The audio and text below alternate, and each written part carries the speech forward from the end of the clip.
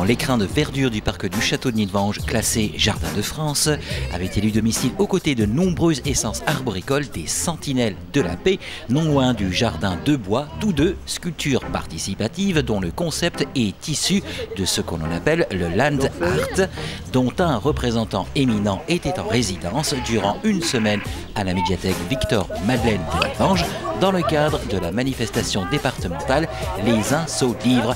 Cet artiste n'est autre que Alain Millat. Alain Millat, oui, donc sculpteur, peintre, photographe, land artiste. En fait, les photos sont liées au land art puisque ce sont des œuvres éphémères et c'est pérennisé par la photo. Land art, ça consiste à créer dans la nature, avec les objets que l'on trouve in situ.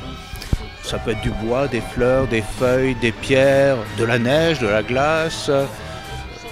Et ceci toujours dans le respect de la nature. Ce sont des œuvres éphémères. Et donc c'est comme je l'ai dit, pérennisé par les photos. Et tout à chacun durant une semaine a pu apporter sa pierre et son bout de bois à l'édifice. L'artiste avait en effet convié le public, les Nilvangeois, promeneurs, scolaires, sidérurgistes d'Arcelor même, à œuvrer à cette création. Bonjour, je m'appelle Juliette et je suis élève de 5e B. On fait de land art et là on est en train de faire des Sentinelles de la Paix. Voilà.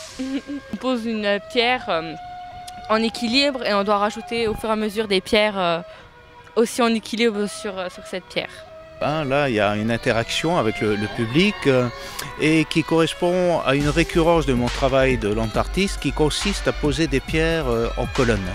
Donc, posées en colonne, elles sont en équilibre. C'est un équilibre fragile, mais fragile comme le sont toutes les valeurs essentielles de la vie. Ce n'était pas encore les Sentinelles de la Paix. Et c'est lorsque je suis parti avec une ONG en Palestine. Cette ONG avait rassemblé des jeunes Palestiniens et des jeunes Israéliens en atelier au Luxembourg. Et je suis parti à Jenin, en Jordanie. Et là, avec les jeunes, on a construit ces sentinelles, ces colonnes de pierre. Et on a inscrit le mot paix en hébreu, en arabe et en anglais. Et c'est là que le concept des sentinelles, une pierre posée n'est pas jetée, est né.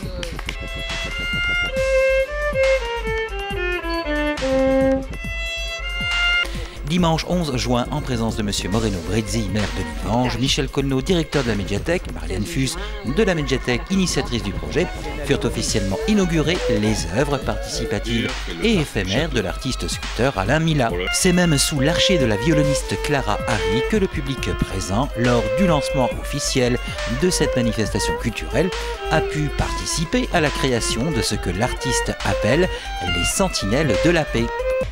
Une pierre posée n'étant pas jetée, étant évidemment un symbole de paix. C'est un geste simple, symbolique, tout le monde peut le faire et c'est pour cela que je vais inviter le public de Nilvange à participer à ce mouvement artistique et citoyen pour la paix. Il y a une association éponyme, donc du même nom, qui a pris le relais de cette démarche et actuellement on a des sentinelles qui sont posées un peu partout dans le monde. Sentinelle dans le monde, comme autant de lumières d'espoir qui brillent au sein de la conscience de chacun et brillera peut-être au sein de celle des puissants de ce monde. En tout cas, c'est en lumière, celle du feu, que s'est clôturée la résidence artistique d'Alain Millat à Nilvange. Épaulé par l'artiste sculpteur Sylvain Divot, Alain Millat a embrasé son œuvre participative Jardin de bois du parc du château de Nilvange. Bien belle performance lumineuse créée en musique et accompagnée de nombreuses lectures. Et si les œuvres de l'artiste se veulent éphémères, elles perdureront dans l'esprit des personnes venues assister et participer à ce beau projet artistique.